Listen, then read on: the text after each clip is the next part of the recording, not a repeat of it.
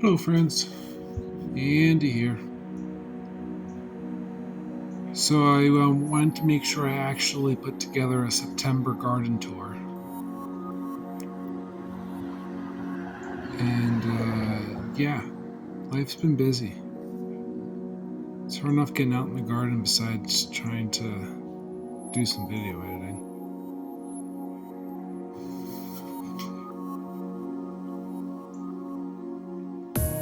Towards the end of the summer, I guess a lot of the gardening stuff kind of picked up and did its own thing while it was hot out there. But now the summer is pretty much over. A couple weeks. Let's see what's going on out there right now.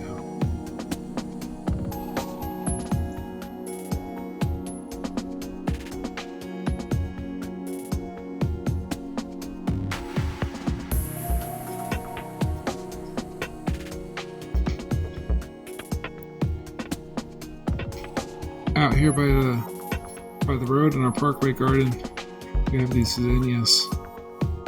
They are a butterfly favorite. Pollinators love them. Girls love them for the flowers. And we pick them from, these German chamomile did really cool. They puffed out nice. Made us busy looking. There's that tree, a hawthorn tree. It's still alive in the middle.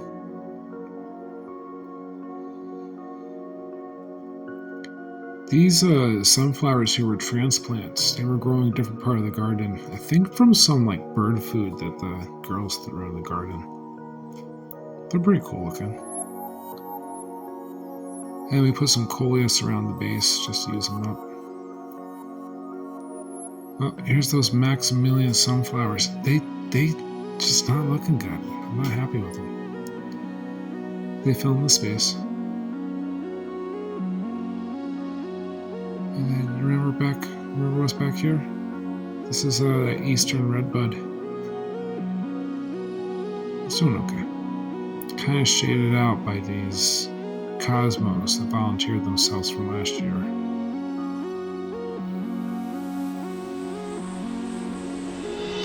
Cosmos must have been dormant there for a while. This here's a beautiful volunteer. It's a evening primrose. I have been been blessed with the presence of a couple. And here's that crabapple, decorative crabapple. She's doing okay out here.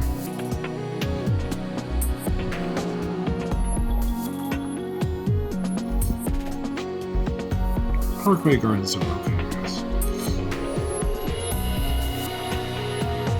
These are a little more standard sunflowers on this side. Let's get inside. Here is a fun mess. I let all of this clear stem lead and these sunflowers and stuff just I need to clean all this up. It's a mess. And these sweet peas, those decorative ones you can't eat. They got seed pods all over the place.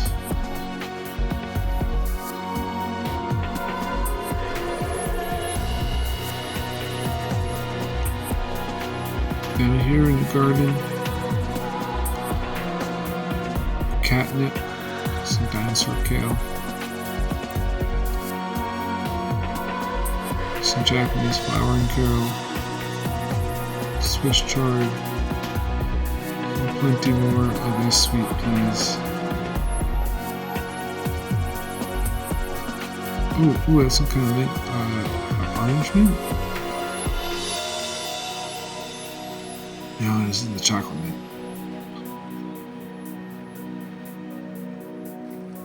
And beautiful purple morning glories.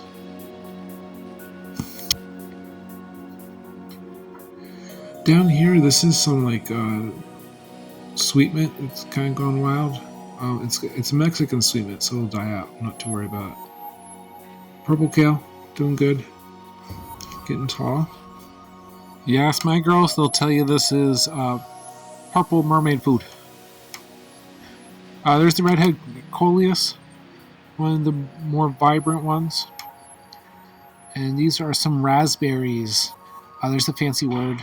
Maybe I can find the fancy word for how you train things flat on a fence. Some red and yellow coleus there. These peppers in the back. They're the Robson red sweet peppers, but they're not really sweet. They're really spicy. Thank you, Chris, for spicy peppers. Tall evening primrose that we pruned off on one side to let some more light in on these late season carrots. Down here, this is my Thai holy basil. And up behind it, this beautiful Apache sunset agastache. Yellow wood sorrel one corner. Yeah, this is where some of that gardening stuff overtook it. But look how healthy that rose is doing. I thought it was all dead. There's some little red clover blossoms. These were one of our delightful surprises, are these little yellow currant tomatoes. We planted a bunch of them at the garden at the church. I didn't know they were so tiny. And then our medicine circle. It's looking okay.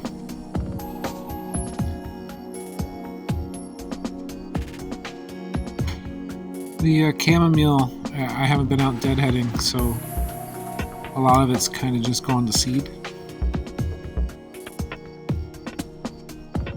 Could probably, if I did put some effort into it, get some more blossoming. And this bee balm is all like falling over top of the dwarf evening primrose, but look at this is, I pruned all this back, and it's leafing out nice. Love Lies Bleeding. This is a amaranth. Look at these beautiful dreadlocks. One of two displays. The oregano and the red clover. Oregano all up in the back there. Some first year mullein. Planted this by seed early in the season. Is that a carrot under there? Rosemary. Big thing of mint. Oh, and check out this cucumber. We pulled a couple decent cucumbers off this vine. It just kind of stretching here. A couple little flowers there now. The okra patch. Yeah, big spot for okra. Oh, and the spotted bee balm. I'm going to try to bring some of this inside. And what's spotted behind it? A gnome. Here's the okra patch. Okra. Okra's not doing all that great.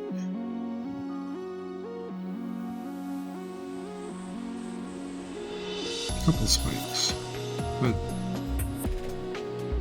some spiders in here. The bugs have been eating up these leaves like crazy, making me think that the plants themselves are just not healthy. Down here between, I got some purslane stuff growing. Chives, echinacea, and I planted a bunch of pink lady slipper radishes in here. They should be ready soon. Picked a couple out like this. Good lunch on radish. Potatoes on their way out. Tomatoes and calendula. And this jumbled mess with some beans in it. It's pretty. It's a pretty mess. I like it. But there's like big tomato. Finally see some big tomatoes. It's a mess. There's some like purple plum tomatoes.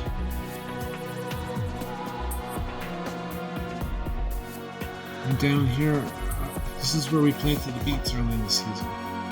And so there's beets growing down here. But all this other stuff grew up and shaded out the beets and the carrots, and we never had a decent harvest of either of them. And like that's kind of my fault for not staying on top of this other stuff. Should have ripped it out when it started. Got purple beans trailing down along our interior fence here. And the arugulas, where there used to be potatoes, growing some arugula for the fall season. And the strawberries. The strawberries are pouring out of their cage. Lifted them a little bit. In the back of the strawberries, we have back here hidden grapes. Where are they? There you go.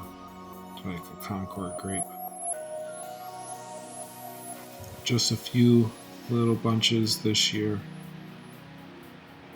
But this will fill up along the fence. Next year we'll have a lot more grapes. And then like raspberries right up next to them.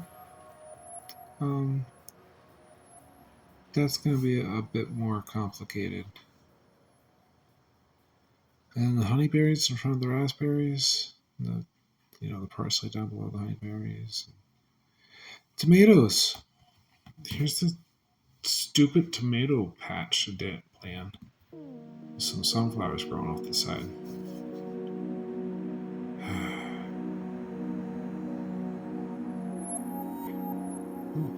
We got beans and cucumbers and apple mint. We put this bucket of apple mint in the middle here to cut back on the calendula, but we still got calendula. And beans. We got green beans been growing up here. Haven't eaten much of those yet.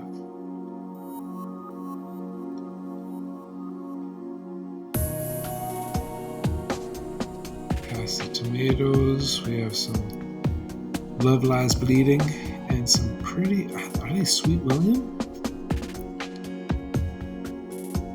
These pretty flowers grew up alongside the Love Lies Bleeding. They got long, tall stems. The Love Lies Bleeding is like amaranth. And then like Morning Glories, and there's a tomato here. This is my Brad's Atomic Tomato that kept alive over the winter last year. Some pathetic low nasturtium and dinosaur kale. I like the colors of the nasturtium flowers.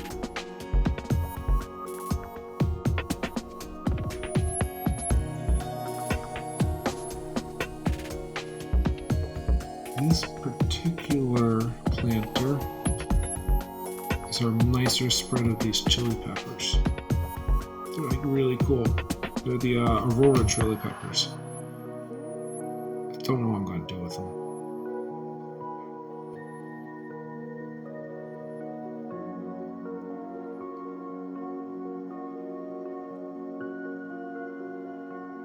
There's some spearmint in a container there. Some more of those cool looking nasturtiums.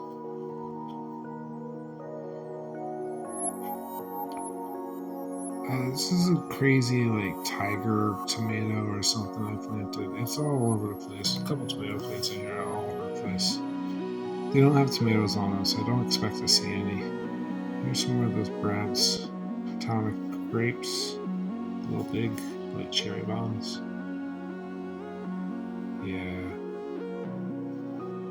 Oh, yeah, and all this Russian red kale.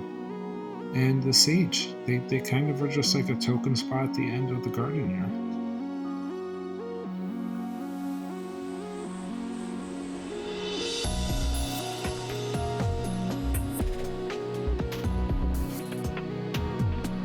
Over here, mugwort growing in a bucket for me. Got a little mugwort hanging and drying inside. This is the young clary sage on the corner there. Yeah, it's just a bunch of stuff. I have to be better prepared for this side of the garden next year. Some of this stuff, I don't know what this is. It's brown. There used to be some peppers in there. There's some peppers in the front there. I think like a spicy hybrid. There's some calendula. Some more of those cool nasturtiums. I'm trying to remember to save some seed off these nasturtiums. And I got this fades off into a unique 1,000 head kale patch with some ruby red switch chart underneath. So that's, I mean, I'm zoomed out, so they look small, but that is some big weed stuff in there. We got our little morning glory cage, which is puny by comparison to everything else there. Yeah. This whole side garden kind of got, a lot of the garden got out of control. Out in our Oasis, the morning glories have taken over the top. It's a beautiful thing for the end of the season. And these beautiful dreadlocks. Morning glories have taken over back here too. In the morning, they're big and open. They look really cool. And this is the grandfather tomato plant. I gotta get a sapling or sucker off of that for the basement. Some blueberries in the background. We've been here before. Got good blueberries off them this year. More morning glories going up all over the place. All over the back. You know. These things never mounted to much. These things definitely did.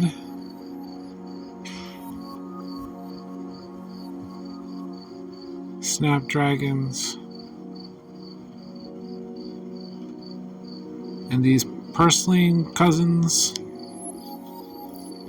And beans.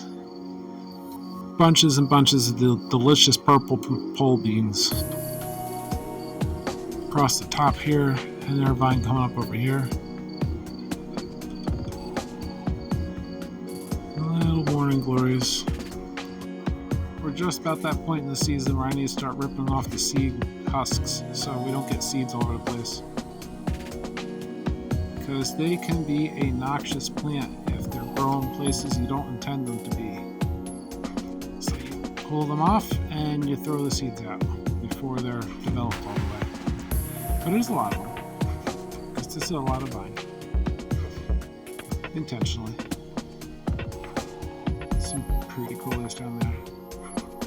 And that's our garden. Thanks for coming along for the September tour. Hope you had some fun. I had some fun walking through here with you, showing off my garden, our garden. And look, here's some random stuff that grew up in this bucket, even though I didn't plant it there. Be sure to like, to subscribe, come back for more. Peace out, Fish Trap.